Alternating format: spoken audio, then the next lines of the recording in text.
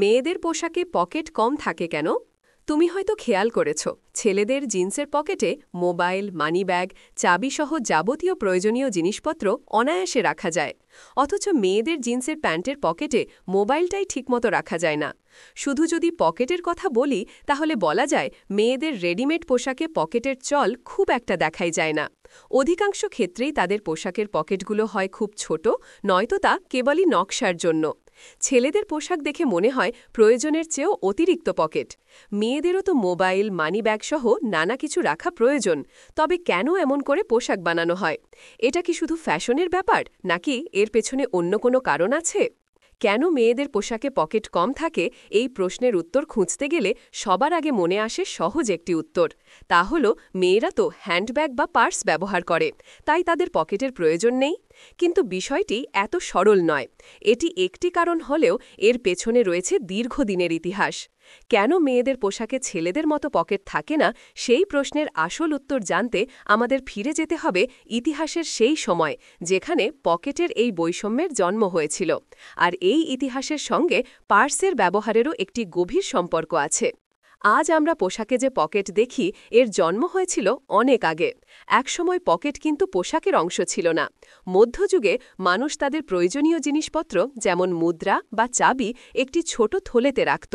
সেই থলেটি কোমরে দড়ির সাহায্যে বেঁধে রাখত তারা। সপ্তদশ শতকে পোশাকে বড় পরিবর্তন এলো। পুরুষদের পোশাকে প্রথমবারের মতো সরাসরি পকেট সেলাই করার চল শুরু হলো। জ্যাকেট, ওয়েস্টকোট বা প্যান্ট সবকিছুতেই এমনভাবে পকেট যুক্ত করা হলো যেন তারা সহজেই ঘড়ি, রুমাল কিংবা মুদ্রা বহন করতে পারে। এভাবেই শুরু হলো পোশাকের সঙ্গে পকেটের ব্যবহার।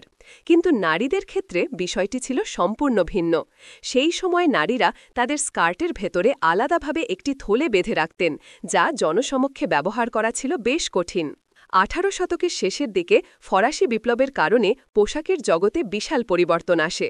লম্বা আর ভারী গাউন ঘরানার পোশাকের বদলে দ্রুতই জনপ্রিয় হয়ে ওঠে হালকা ও আরামদায়ক স্লিম ফিট পোশাক।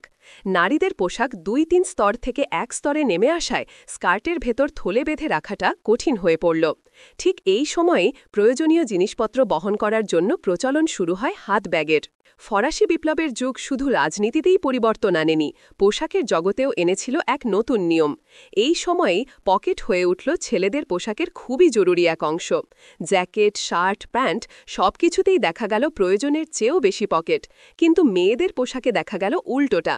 মেয়েদের যে পোশাকে আগে কিছু পকেট ছিল, তা হঠাৎ করেই উধাও হয়ে গেল। ফলে নারী ও পুরুষের পোশাক আলাদা করার জন্য ব্যবহার শুরু হলো পকেটের। মনে করা হয় এমনটা করার পেছনে দুটি বড় কারণ ছিল তখন। প্রথমটা অর্থনৈতিক। মনে রাখতে হবে সে সময়ের সমাজ ব্যবস্থায় পুরুষতান্ত্রিকতা এখনকার চেয়ে আরও দৃঢ় ছিল। সে সময় বেশিরভাগ অর্থনৈতিক কাজ ও কেনাকাটা করতেন পুরুষরা, তাই তাদের পকেট দরকার ছিল। অনেকেই মনে করেন এটি ছিল নারীদের ক্ষমতা দমিয়ে রাখার একটি উপায়।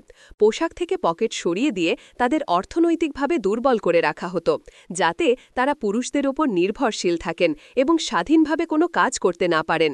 এই মানসিকতা ছিল দ্বিতীয় কারণ। মূলত সে সময়ে সমাজের এই ধারণা থেকে মেয়েদের পোশাকে পকেটের ব্যবহার তেমন একটা দেখা যেত না। তবে সময়ের সঙ্গে সঙ্গে তা বদলেছে। এই বৈষম্যের পথে বড় বাধা হয়ে দাঁড়ায় ফ্যাশন ইন্ডাস্ট্রি।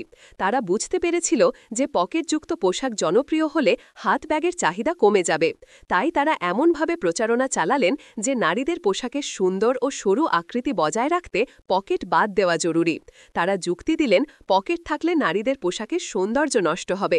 এভাবে সৌন্দর্য আর ফ্যাশনের দোহাই দিয়ে পকেটকে নারীদের পোশাক থেকে সরিয়ে দেওয়া হলো। ফলে নারীরা পকেটবিহীন পোশাক পরতে বাধ্য হলেন আর নিজেদের প্রয়োজনীয় জিনিসপত্র বহন করতে হ্যান্ডব্যাগ ব্যবহার করতে বাধ্য হলেন, যা হয়ে উঠল নতুন ফ্যাশন। বর্তমানেও পরিস্থিতি যে খুব বেশি বদলেছে তা বলা যাবে না।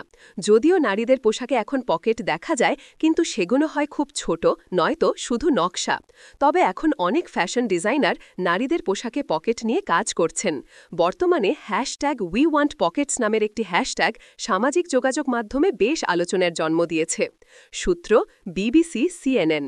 অধ্যক্ষ মহসিন আলী আঙুর, সম্পাদক ও প্রকাশক মুজিবনগর খবর.com, মেহেরপুর।